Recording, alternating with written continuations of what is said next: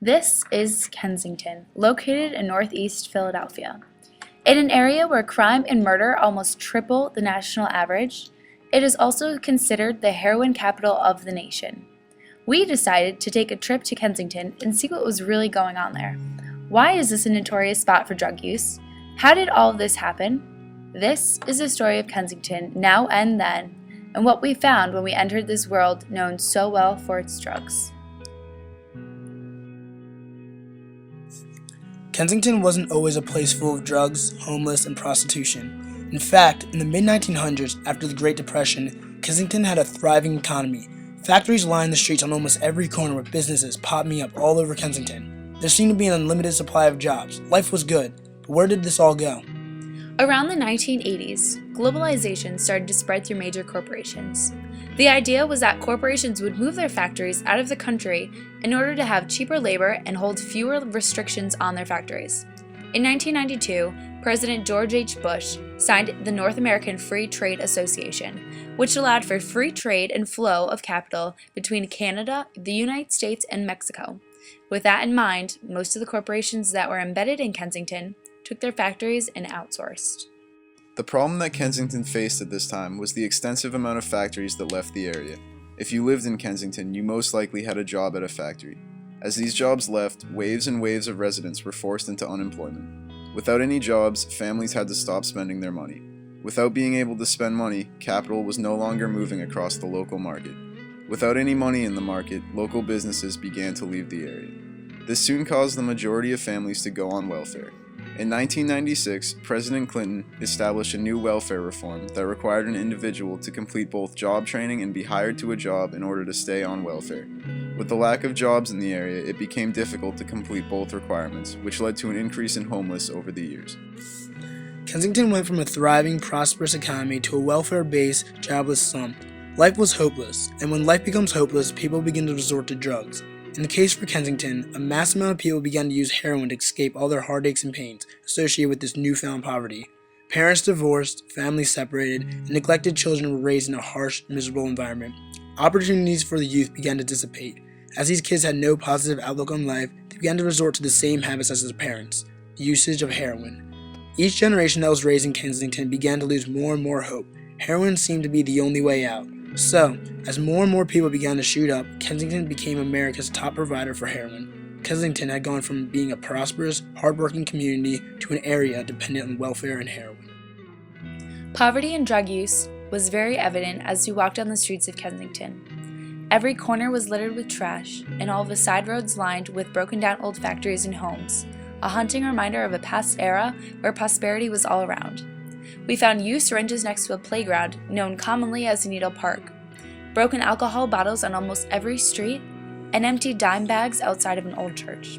At one point, we happened to walk by two young men leaving a ground area, facing away from us.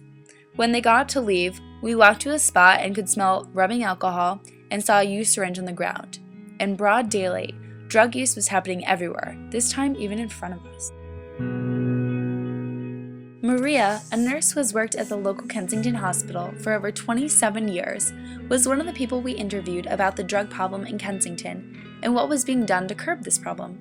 She said that she sees people of all different ages come to the hospital in need of their detox program, and that this has been a problem evident all throughout her time as a nurse there.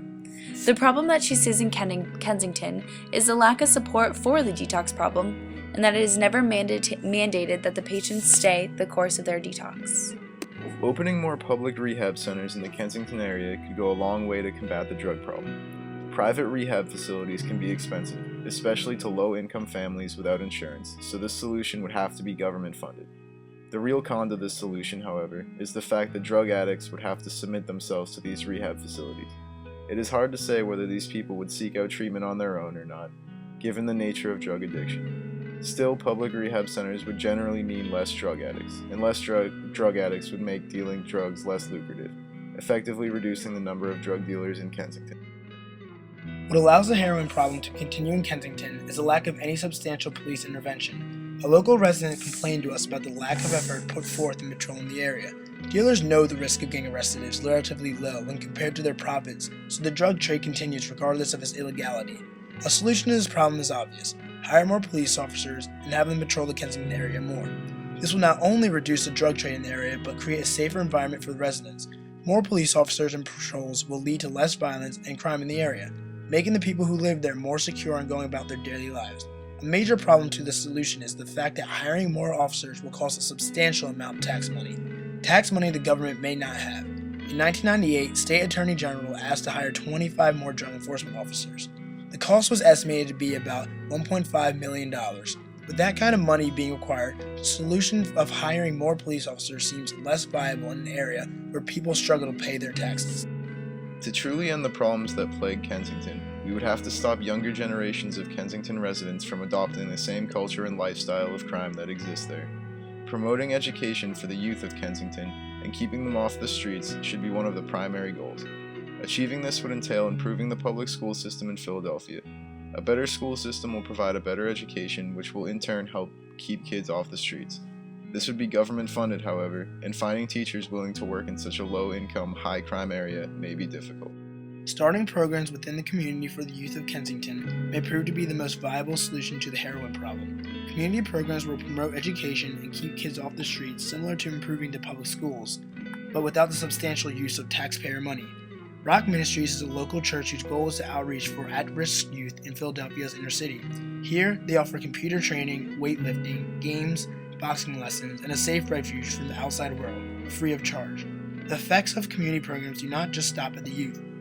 Fresh Start Foundation is a volunteer-run organization that provides women struggling with drug addiction a safe, clean house in which they go through a specially designed treatment program. These community-run programs could be operated independently by volunteers, giving residents a sense of pride in their community as they have an opportunity to actively improve it.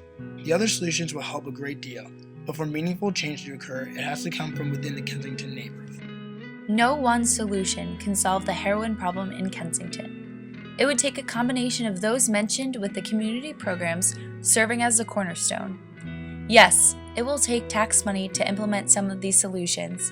And yes, community programs would rely on volunteers. But aren't the benefits worth it?